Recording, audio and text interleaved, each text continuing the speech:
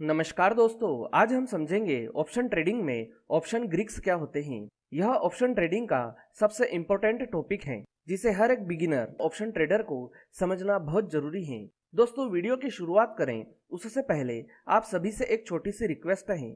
अगर आपने अभी तक हमारे चैनल को सब्सक्राइब नहीं किया है तो प्लीज चैनल को सब्सक्राइब कर दीजिए, क्योंकि आपका एक सब्सक्राइब हमारे लिए मोटिवेशन का काम करता है। और अगर आपको यह वीडियो पसंद आए तो इसे लाइक कर दीजिए। तो चलिए दोस्तों, अब हम समझते हैं ऑप्शन ग्रीक्स के विषय में। दोस्तों, अगर आप ऑप्शन ट्रेडिंग में नए हो तो आपके लिए ऑप्शन ग्रीक्स को समझना बहुत जरूरी है। दोस्तों, आपने अक्सर कई लोगों से सुना होगा कि जिसे शेयर मार्केट का गणित समझ में आ गया, समझो कि वह ट्रेडर शेयर मार्केट का किंग बन गया। और अगर वह गणित कहीं है तो वो है ऑप्शन ट्रेडिंग के इस टॉपिक में, मतलब कि ऑप्शन ग्रीक्स में। तो चलिए अब हम समझते हैं ऑप्शन ग्रीक्स क्या होते हैं। दोस्तों, ऑप्शन ग्रीक्स ऐसे समीकरण होते हैं जो ऑप्शंस के प्रीमियम प्राइस में लगातार बदलाव करते रहते हैं, मतलब कि ये ऑप्शंस के प्रीमियम प्राइस पर प्रभाव डालते हैं। ऑप्शन ग्रीक्स ही डिसाइड करते हैं कि किस स्ट्राइक प्राइस के ऑप्शन का प्रीमियम प्राइस कितना बढ़ेगा या कितना घटेगा। अगर आसान भाषा में कहूँ तो ऑप्शन ग्रीक्स ही वह समीकरण है जो ऑप्शंस के प्रीमियम प्राइस को हर सेकंड कम या ज्यादा करते रहते हैं। दोस्तों, ऑप्शन ग्रीक्स मुख्य रूप से 4 प्रकार के होते हैं: थीटा, डेल्टा, गामा और वेगा। एक और अलग ग्रीक भी होता है जिसे रो कहते हैं। यह सभी मिलकर कॉल और पुट ऑप्शन के प्रीमियम को लगातार ऊपर नीचे करते रहते हैं। दोस्तों, इन ऑप्शन ग्रीक्स के नाम सुनकर आपको लग रहा होगा कि यह क्या मैथमेटिक्स की क्लास शुरू हो गई है। दोस्तों, मुझे लगता है कि नए लोगों के लिए ऑप्शन ग्रीक्स को समझना थोड़ा सा मुश्किल जरूर होता है, लेकिन मैं आपसे वादा करता हूँ कि मैं आपको इन ऑप्शन ग्रीक्स को इतने आसान तरीके से समझाऊंगा कि आपको यह ऑप्शन ग्रीक्स 1 या 2 बार यह वीडियो देखने पर ही अच्छे से समझ में आ जाएंगे। तो चलिए दोस्तों, सबसे पहले मैं आपको इन सभी option Greeks theta, delta, gamma, vega और रो को छोटी सी डेफिनेशन से समझा देता हूँ। फिर उसके बाद हम इन पांचों को एक एक करके पूरा डिटेल में समझ लेंगे, ठीक है ना। तो चलिए सबसे पहले हम समझते हैं थीटा को। थीटा हमें यह बताता है कि ऑप्शन की एक्सपायरी में जितना टाइम बचा हुआ है उसके आधार पर प्रीमियम की प्राइस में कितना चेंज होगा। अब बात करते हैं डेल्टा की। डेल्टा हमें यह बताता है कि ऑप्शन प्रीमियम के प्राइस किस दर से ऊपर नीचे होंगे, मतलब कि ऑप्शन के प्राइस में होने वाले बदलाव की दर को डेल्टा दर्शाता है। अब बात करते हैं गामा की। गामा सिर्फ डेल्टा में होने वाले बदलाव को बताता है। अब देखते हैं हम वेगा को। वेगा मार्केट की वोलेटिलिटी के आधार पर प्रीमियम के प्राइस में होने वाले चेंज को बताता है। अब आखिर में हम बात कर लेते हैं रो की। रो हमें यह बताता है कि ऑप्शंस के प्रीमियम में रेट ऑफ इंटरेस्ट में बदलाव के प्रभाव को सिम्युलेट करने में मदद करता है।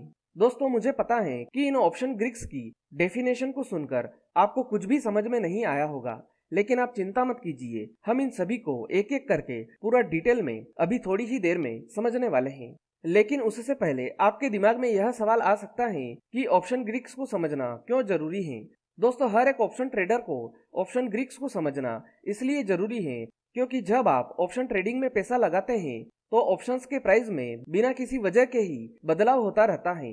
जब आपको ऑप्शन ग्रीक्स के विषय में समझ होगी तो आपको ऑप्शन प्रीमियम में होने वाले बदलाव से हैरानी नहीं होगी। नए लोगों के दिमाग में ऑप्शन ट्रेडिंग को लेकर बहुत सारे सवाल होते हैं और उनका जवाब कहीं ना कहीं ऑप्शन ग्रीक्स में छुपा होता है। ऑप्शन ग्रीक्स को समझने के लिए आपको eight the money, in the money और आउट ऑफ द मनी के विषय में जानना बहुत जरूरी है, जो कि हम पहले ही जान चुके हैं और मुझे लगता है कि आपको यह समझ में भी आ गए होंगे। चलिए अब हम ऑप्शन ग्रीक्स को फुल डिटेल में समझने की कोशिश करते हैं। तो चलिए एक एग्जाम्पल से इसकी शुरुआत करते हैं। दोस्तों, मान लीजिए कि फ्राइडे को बैंक निफ्टी 40,000 पर चल रही थी और किसी ट्रेडर ने उसी दिन यानी कि फ्राइडे को 40,000 पर ही बैंक निफ्टी का कॉल ऑप्शन 400 रुपए में खरीदा, मतलब कि उसने एट द मनी पर बाय किया। अब वह ट्रेडर इस 40,000 की कॉल को सेल नहीं करता है, बल्कि अगले दिन के लिए यह सोचकर होल्ड कर लेता है कि जब अगले दिन मार्केट बढ़ेगा तो बढ़े हुए प्राइस में सेल करके प्रॉफिट कमा लूंगा। अब जैसा कि आप जानते हैं कि उसने फ्राइडे को कॉल ऑप्शन खरीदा है, उसके बाद सैटरडे और संडे को मार्केट बंद रहता है और फिर जब मंडे को मार्केट खुला तो उसने देखा कि जो 40,000 का कॉल ऑप्शन उसने खरीदा था, जिसके लिए उसने 400 रुपए का प्रीमियम दिया था, अब मंडे को बैंक निफ्टी अभी भी 40,000 पर ही है, लेकिन उसके प्रीमियम का प्राइस घटकर 320 रुपए ही रह गया है। तो आखिर ऐसा कैसे हो सकता है? मतलब कि मार्केट नीचे भी नहीं गया, 40,000 पर ही है, फिर भी उसके ऑप्शन की प्रीमियम का प्राइस कम क्यों हो गया? हो सकता है कि आपका भी यही सवाल हो। इस सवाल का जवाब जानना इसलिए भी जरूरी हो जाता है क्योंकि जिस ट्रेडर ने फ्राइडे को बैंक निफ्टी का 40,000 का कॉल ऑप्शन 400 रुपए की प्रीमियम प्राइस पर खरीदा था, आपको पता ही है कि ऑप्शन ट्रेडिंग में आपको लॉट साइज में शेयर खरीदना पड़ते हैं और बैंक निफ्टी के एक लॉट में 25 क्वांटिटी होती है। इसलिए उस प्रीमियम को खरीदने के लिए उसे 400 इंटू 25 10,000 रुपए देने पड़े होंगे। और जब मंडे को वही 400 रुपए का प्रीमियम गिरकर 320 रुपए हो गया, तो उसने देखा कि अब उसके प्रीमियम की कुल वैल्यू 320 इंटू 25 8,000 रुपए ही रह गई है, जबकि बैंक निफ्टी 40,000 पर ही है।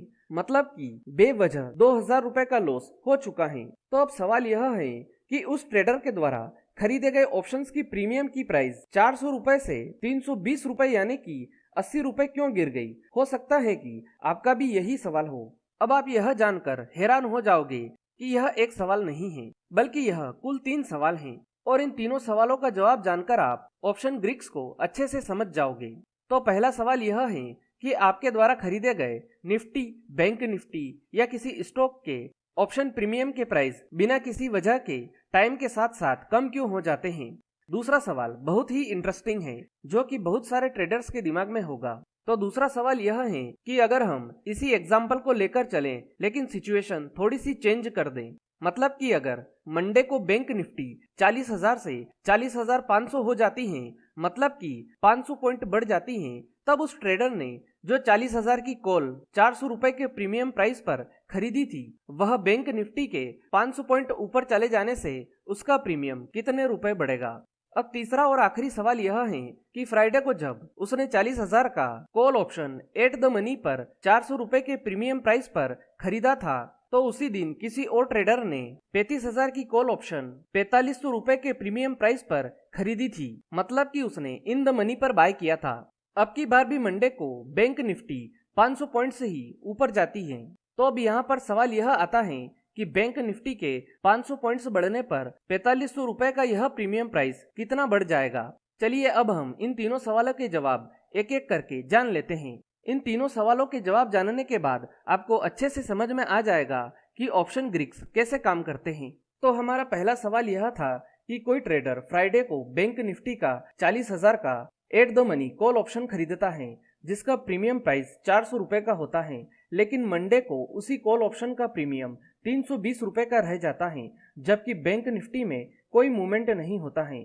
मतलब कि बैंक निफ्टी 40,000 पर ही रहती है, फिर भी प्रीमियम का प्राइस 400 रुपए से गिरकर 320 रुपए क्यों हो जाता है? आइए अब इसका जवाब जानते हैं। जैसा कि आपको पता ही होगा कि निफ्टी और बैंक निफ्टी के ऑप्शन की वीकली एक्सपायरी गुरुवार को होती है। तो आप इतना समझ लीजिए कि अगर आपने गुरुवार तक इस प्रीमियम को होल्ड करके रखा, तो गुरुवार तक आपके लगाए 10,000 रुपए जीरो हो जाएंगे, फिर चाहे बैंक निफ्टी 40,000 पर ही रहे। मतलब कि बैंक निफ्टी 40,000 पर ही रहेगी, फिर भी गुरुवार तक आपका प्रीमियम का पैसा पूरा जीरो हो जाएगा। यहाँ पर समझने वाली बात यह है कि जैसे जैसे ऑप्शन की एक्सपायरी पास आती जाती है, वैसे वैसे आपके प्रीमियम की वैल्यू कम होती जाती है, और यही कारण है कि आपका 400 रुपए का प्रीमियम 320 रुपए का हो गया। ऐसा इसलिए होता है क्योंकि यहाँ पर आपका पहला ऑप्शन ग्रीक काम करता है, जिसे हम थीटा कहते हैं। दोस्तों, थीटा का मतलब होता है टाइम वैल्यू या टाइम डिके। हर ऑप्शन के अलग अलग ग्रीक्स होते हैं, जिसमें सबसे महत्वपूर्ण होता है थीटा। जैसा कि आपको पता है, या तो हम ऑप्शन बाय कर सकते हैं या फिर ऑप्शन सेल कर सकते हैं। तो जो थीटा होता है वह ऑप्शन बायर्स का तो लॉस करता है, लेकिन ऑप्शन सेलर्स का फायदा करता है। मतलब कि थीटा ऑप्शन सेलर के पक्ष में काम करता है। इसका मतलब आप ऐसे समझिए कि थीटा ऑप्शन सेलर के लिए तो पॉजिटिव होता है, लेकिन ऑप्शन बायर के लिए नेगेटिव या कहें कि नुकसानदायक होता है, और इसी के द्वारा ऑप्शन सेलर को प्रॉफिट होता है। आप जानते हैं कि ऑप्शन ट्रेडिंग में जो कॉल या पुट ऑप्शन आप खरीदते हैं, उसे ऑप्शन सेलर बेचते हैं। तो जरा सोचिए ऑप्शन सेलर को कैसे फायदा होगा। ऑप्शन ट्रेडिंग में जैसे जैसे टाइम डिके होगा या कहें कि समय बीतेगा, और निफ्टी या बैंक निफ्टी में कोई मूवमेंट नहीं हुई तो ऑप्शन बायर का लॉस होता रहेगा, क्योंकि थीटा के कारण उसके प्रीमियम की वैल्यू धीरे धीरे कम होती जाएगी, भले ही निफ्टी या बैंक निफ्टी उतने ही पॉइंट पर हो। चलिए अब मैं आपको थीटा को एक एग्जाम्पल से समझा देता हूँ। अगर आप अपने किसी दोस्त को कुछ दिनों के लिए पैसे उधार देते हो, लेकिन आप शर्त रखते हो कि कुछ दिनों के बाद जब वह पैसे लौटाएगा तो उसे आपके पैसों पर कुछ ब्याज देना पड़ेगा। ठीक बिल्कुल इसी तरह ऑप्शन सेलर भी थीटा के रूप में ऑप्शन बायर से ब्याज लेता है, ऑप्शन प्रीमियम की कीमत को धीरे धीरे कम करके। चाहे मार्केट में कोई मूवमेंट ना हो, लेकिन जो प्रीमियम ऑप्शन बायर के पास पड़ा हुआ है उसका एक तरह से ब्याज लगता जाता है, जो कि प्रीमियम के प्राइस में होने वाली कमी के रूप में ऑप्शन बायर को भुगतना पड़ता है। मुझे उम्मीद है कि अब आप थीटा को समझ गए होंगे और आपको यह भी समझ में आ गया होगा कि समय बीतने के साथ साथ ऑप्शन प्रीमियम की प्राइस थीटा की वजह से ही कम होती है। जैसा कि मैं आपको पहले ही बता चुका हूं कि ऑप्शन ट्रेडिंग में पैसा आसमान से नहीं बरसता है। ऑप्शन ट्रेडिंग में एक ट्रेडर का लॉस होता है तो दूसरे ट्रेडर का प्रॉफिट होता है। मतलब कि जब ऑप्शन बायर का लॉस होता है तभी ऑप्शन सेलर का प्रॉफिट होगा, और इसी तरह जब ऑप्शन सेलर का लॉस होगा तभी ऑप्शन बायर का प्रॉफिट होगा। आपको मैं यहाँ पर एक बार फिर से बता दूं कि ऑप्शन ट्रेडिंग में ऑप्शन सेलर के जीतने के चांसेस 70% होते हैं और केवल 30% जीतने के चांसेस ऑप्शन बायर के होते हैं। क्योंकि मार्केट अगर एक रेंज में फंस गई, मतलब कि मार्केट साइडवेज ट्रेंड में चली गई, तो भी ऑप्शन सेलर का ही फायदा होगा। तो अगर आपको थीटा से बचना है तो आपको क्या करना चाहिए? जैसे कि अगर आपको लगता है कि मार्केट ऊपर जाएगा तो ऐसा जरूरी नहीं है कि आप कॉल ऑप्शन ही बाय करें, बल्कि आप पुट ऑप्शन को भी सेल कर सकते हैं। और जैसे ही आप पुट ऑप्शन को सेल करते हैं तो आपको यहाँ पर सीधे सीधे दो फायदे होंगे। पहला तो यह कि आपको मार्केट के डायरेक्शन का फायदा मिलेगा, क्योंकि अगर मार्केट ऊपर जाती है तो पुट ऑप्शन बाय करने वालों का तो लॉस होगा, लेकिन आपने पुट ऑप्शन सेल किया है तो आपका प्रॉफिट होगा। और दूसरा फायदा यह है कि आपको टाइम डिके का भी फायदा मिलेगा, और यही थीटा का पूरा कॉन्सेप्ट है। तो अब आपको पहले सवाल का जवाब मिल ही गया होगा कि आखिर गुरुवार तक मार्केट के बिना मूव हुए भी प्रीमियम की प्राइस 0 क्यों हो जाती है, जिसका कारण है थीटा। मतलब कि अगर आपके पास कोई कॉल ऑप्शन या पुट ऑप्शन पड़ा हुआ है बाय किया हुआ, तो वह टाइम डिके के कारण आपके पैसे का लॉस कर रहा है। इसीलिए जितना जल्दी मार्केट ऊपर जाए आपको अपना प्रॉफिट बुक कर लेना चाहिए। तो अगर आप चाहते हैं कि आपको प्रॉफिट हो तो 40,000 की बैंक निफ्टी आपके ब्रेक इवन के ऊपर जाना चाहिए। मतलब कि अगर आपने 40,000 की कॉल को 400 रुपए के प्रीमियम पर खरीदा है, तो जब मार्केट 40,000 प्लस 400 यानी कि बैंक निफ्टी 40,400 के ऊपर जाना शुरू होगी, तभी आपको मूल रूप से प्रॉफिट होना शुरू होगा। इसका मतलब है कि प्रीमियम के जिस प्राइस पर आप निफ्टी या बैंक निफ्टी का कॉल या पुट ऑप्शन बाय करते हो, उसका ब्रेक इवन पॉइंट आने के बाद ही आपको प्रॉफिट होगा। लेकिन ऑप्शन सेलर चाहता है कि मार्केट कहीं ना जाए, 40,000 पर ही बना रहे, ताकि आप अपने खरीदे गए कॉल या पुट ऑप्शन के बढ़ने की आशा में अपने पास होल्ड करें, और एक्सपायरी वाले दिन तक अगर मार्केट साइडवेज ट्रेंड में ही रहे तो आपका पूरा प्रीमियम का पैसा ऑप्शन सेलर की जेब में चला जाएगा। यहाँ तक कि अगर आपने 400 रुपए का कॉल ऑप्शन खरीदा था और मार्केट 400 पॉइंट ऊपर भी चला गया, तब भी आपको कोई प्रॉफिट नहीं होगा और ऑप्शन सेलर को लॉस भी नहीं होगा। दोस्तों, अब तक आपने पहले ऑप्शन ग्रीक थीटा को अच्छे से समझ लिया होगा। अब हम समझते हैं दूसरे ऑप्शन ग्रीक डेल्टा को। याद करिए मैंने आपसे दूसरा सवाल क्या पूछा था। चलिए मैं ही आपको बता देता हूँ। अगर बैंक निफ्टी 40,000 से बढ़कर 40,500 हो जाती है, तो जो हमारा 400 रुपए का प्रीमियम था अब वह कितना बढ़ेगा? मतलब कि बैंक निफ्टी के 500 पॉइंट्स बढ़ने पर आपका प्रीमियम कितने रुपए बढ़ेगा? यह मेरा दूसरा सवाल था। अगर आप डेल्टा के बारे में जानते हो तो आप आसानी से इस सवाल का जवाब दे सकते हो। तो चलिए पहले डेल्टा के बारे में जानते हैं। दोस्तों, डेल्टा हमें यह बताता है कि किसी अंडरलाइंग एसेट यानी कि निफ्टी, बैंक निफ्टी या किसी स्टॉक के मुकाबले उसके ऑप्शन प्रीमियम की वैल्यू कितने गुना बढ़ेगी। दोस्तों, डेल्टा की वैल्यू 0 से 1 के बीच में होती है, जो कि एट द मनी पर, इन द मनी पर और आउट ऑफ द मनी पर अलग अलग होती हैं। जैसा कि आप वीडियो में दिख रही टेबल को देखकर समझ सकते हैं। कॉल और पुट ऑप्शन के लिए इन द मनी पर डेल्टा की वैल्यू 0.5 से 1 के बीच में होती है। यहाँ पर आप ध्यान दीजिए कि आप जितना डीप इन द मनी जाओगे, डेल्टा की वैल्यू 1 के करीब होती जाएगी। कॉल और पुट ऑप्शन के लिए एट द मनी पर डेल्टा की वैल्यू 0.5 होती है और कॉल और पुट ऑप्शन के लिए आउट ऑफ द मनी पर डेल्टा की वैल्यू 0.5 से 0 के बीच होती है। आप यहाँ पर ध्यान दीजिए कि आप जितना deep out of the money जाओगे डेल्टा की वैल्यू 0 के करीब होती जाएगी। चलिए अब डेल्टा की मदद से हम दूसरे सवाल का जवाब जान लेते हैं। अब आपको पता है कि एट द मनी पर डेल्टा की वैल्यू 0.5 होती है और बैंक निफ्टी भी आपने मार्केट प्राइस 40,000 यानी कि एट द मनी पर ही खरीदा था, जो कि 500 पॉइंट बढ़कर 40,500 हो चुका है।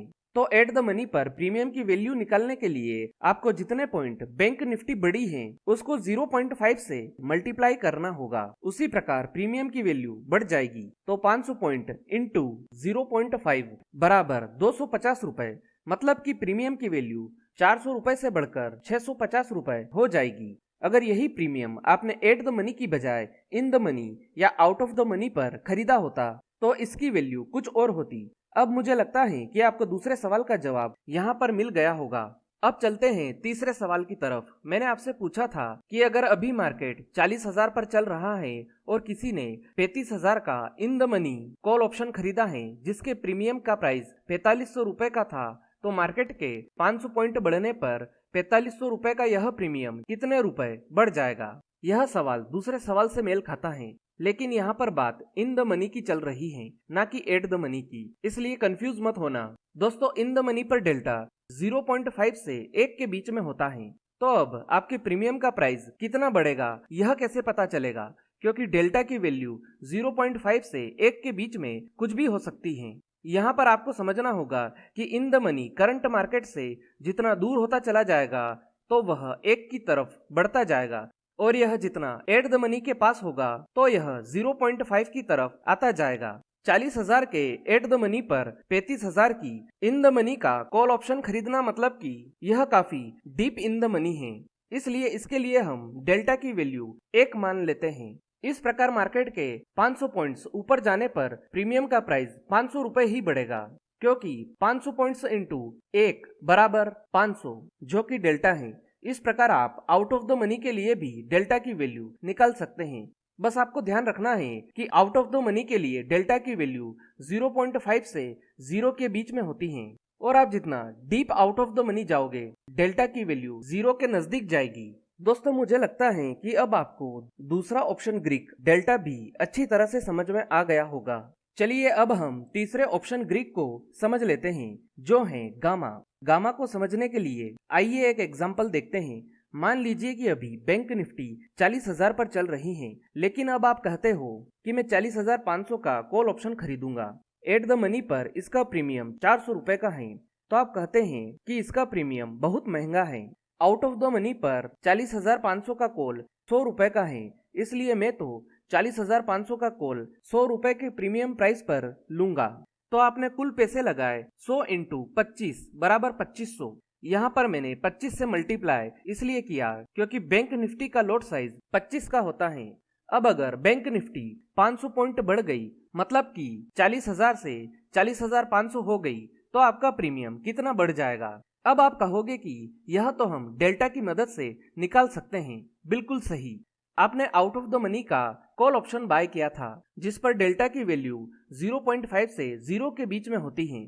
अब डेल्टा की वैल्यू 0.5 से 0 के बीच में एग्जैक्ट क्या होगी यह आप आपके ट्रेडिंग ऐप में देख सकते हैं, लेकिन अभी के लिए हम मान लेते हैं कि डेल्टा की वैल्यू 0.3 है। तो आपका प्रीमियम बढ़ेगा 500 इंटू 0.3 बराबर 150 रुपए, मतलब कि जो प्रीमियम आपने 100 रुपए में खरीदा था अब वह 100 रुपए से बढ़कर 250 रुपए का हो जाएगा। इस प्रकार आपके निवेश की वैल्यू जो कि पहले 2500 रुपए की थी अब वह बढ़कर 250 इंटू 25 बराबर 6,250 रुपए की हो जाएगी। मतलब कि आपको सीधा सीधा 3,750 रुपए का प्रॉफिट हो जाएगा। लेकिन इसके लिए इतना बड़ा 500 पॉइंट का मूव आना भी जरूरी है, वो भी जल्दी से जल्दी, नहीं तो थीटा अपना कमाल दिखाना शुरू कर देगा। यहाँ तक तो आपको समझ में आ ही गया होगा। लेकिन अब अगर बैंक निफ्टी 40,500 से 40,800 तक जाती है तो क्या अब भी आपके प्रीमियम का प्राइस 0.3 के हिसाब से ही बढ़ेगा? इसका जवाब है नहीं, क्योंकि अब यहाँ पर बैंक निफ्टी 40,500 पर एट द मनी पर आ चुकी हैं। इसलिए अब इसका कैलकुलेशन 0.3 से नहीं बल्कि 0.5 से होगा। इस प्रकार 40,500 से 40,800 तक 300 पॉइंट्स बढ़ने पर प्रीमियम बढ़ेगा 300 इंटू 0.5 बराबर 150 रुपए। तो अब आपके प्रीमियम की वैल्यू 250 रुपए से बढ़कर 400 रुपए की हो जाएगी। अब आप खुद सोचकर देखिए, आपने प्रीमियम 100 रुपए पर खरीदा था जो कि बढ़कर 400 रुपए हो चुका है, मतलब कि आपका पैसा 4 गुना हो चुका है। लेकिन यह तब होगा जब मार्केट 40,000 से बढ़कर 40,800 तक चला जाए और आपने call option 40,500 out of the money पर खरीदा हो। मुझे पता है अब आप सोच रहे होंगे कि यह कैसे डिसाइड होगा कि डेल्टा कब 0.3 होगा और कब 0.5। इसका जवाब है तीसरा ऑप्शन ग्रीक गामा। जी हाँ, डेल्टा की वैल्यू में जो बदलाव की दर है उसे ही गामा कहते हैं। मतलब यह जो बार बार डेल्टा की दर बदलती है, कभी 0.5 से कैलकुलेशन होता है तो कभी 0.3 से और कभी 1 से। डेल्टा में होने वाले इसी बदलाव को गामा बताता है। सीधे सीधे कहें तो डेल्टा में कब कितना बदलाव होगा इसे बताने का काम गामा का है। जैसा कि हमने पिछले एग्जाम्पल में देखा, पहले जब आउट ऑफ द मनी पर बैंक निफ्टी 40,000 से लेकर 40,500 तक गया तो डेल्टा का कैलकुलेशन 0.3 के हिसाब से हुआ। फिर जब 40,500 से 40,800 तक गया तो डेल्टा का कैलकुलेशन 0.5 के हिसाब से हुआ। अब अगर मान लो कि बैंक निफ्टी 41,500 तक चली जाती है तो डेल्टा का कैलकुलेशन शायद 1 के हिसाब से होगा। तो सीधी सी बात यह है कि डेल्टा में जो यह बार बार बदलाव होता है इसे गामा दर्शाता है। तो दोस्तों, मुझे लगता है कि आपको यह तीसरा ऑप्शन ग्रीक गामा भी अच्छी तरह से समझ में आ गया होगा। अब हम समझते हैं चौथे ऑप्शन ग्रीक को, जो है वेगा। दोस्तों, आपने कई बार देखा होगा कि जब मार्केट में वॉलेटिलिटी बहुत ज्यादा होती है उस समय ऑप्शंस के प्रीमियम प्राइस घटने के बजाय बढ़ते रहते हैं। मतलब कि कई बार आपने देखा होगा कि सुबह 9:30 पर जो प्रीमियम आपने 400 रुपए पर खरीदा था, 2 बजे तक मार्केट साइडवेज ही चलता रहा, लेकिन आपका प्रीमियम 400 रुपए से बढ़कर 450 रुपए का हो गया।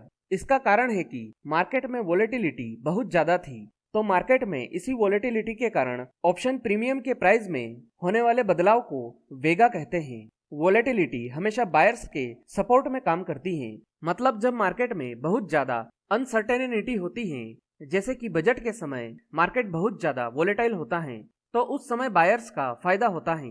जैसे थीटा सेलर्स के सपोर्ट में होता है, वैसे ही वेगा बायर्स के सपोर्ट में होता है, क्योंकि इसमें ऑप्शन सेलर्स की बजाय ऑप्शन बायर्स को प्रॉफिट होता है। तो दोस्तों, मुझे लगता है कि आपको यह चौथा ऑप्शन ग्रीक भी अच्छे से समझ में आ गया होगा। अब हम समझ लेते हैं पांचवें और आखिरी ऑप्शन ग्रीक को, जो है रो। दोस्तों, रेट ऑफ इंटरेस्ट में जब बदलाव होता है, मतलब कि जब ब्याज दरों में बदलाव होता है, तब ऑप्शन की प्रीमियम प्राइस में जो बदलाव होता है उसे यह ऑप्शन ग्रीक रो मापता है। यह आपको बताता है कि जोखिम मुक्त ब्याज दर यानी कि रिस्क फ्री इंटरेस्ट रेट जब बढ़ जाती है या कम हो जाती है तो ऑप्शन की प्रीमियम प्राइस कितनी बढ़नी चाहिए या घटनी चाहिए।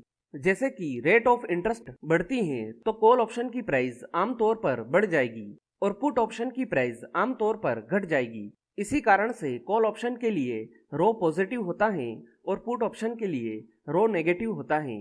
तो दोस्तों, यह थी पांचवें ऑप्शन ग्रीक के विषय में कुछ बेसिक जानकारी। मुझे लगता है कि अब आपको पांचों option Greek theta, delta, gamma, vega और रो के विषय में सब कुछ समझ में आ गया होगा। तो दोस्तों, यहाँ पर हमारा ऑप्शन ग्रीक का यह पूरा कॉन्सेप्ट क्लियर होता है। अगर आप वीडियो में यहाँ तक आ गए हो तो वीडियो को लाइक कर दीजिए, और अगर आपने अभी तक हमारे चैनल को सब्सक्राइब नहीं किया है तो किस बात का इंतजार कर रहे हो, जल्दी से चैनल को सब्सक्राइब कर लो। तो दोस्तों, यह थी ऑप्शन ग्रीक्स के विषय में संपूर्ण जानकारी। मुझे उम्मीद है कि आपको यह जानकारी पसंद आई होगी। अगर आपका ऑप्शन ग्रीक्स के विषय में कोई सवाल है तो आप कमेंट बॉक्स में जाकर पूछ सकते हैं। आज के लिए इतना ही, फिर मिलेंगे। Good bye.